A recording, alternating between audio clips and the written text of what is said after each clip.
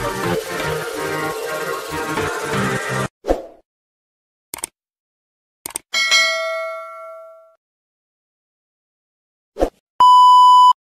Azura habis syuting di Maidin Subang.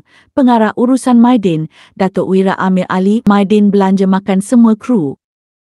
3, 2, 1, jump! Alhamdulillah, hari ini dah selesai syuting dekat Maidin dan kami bersama dengan pengarah urusan Maidin.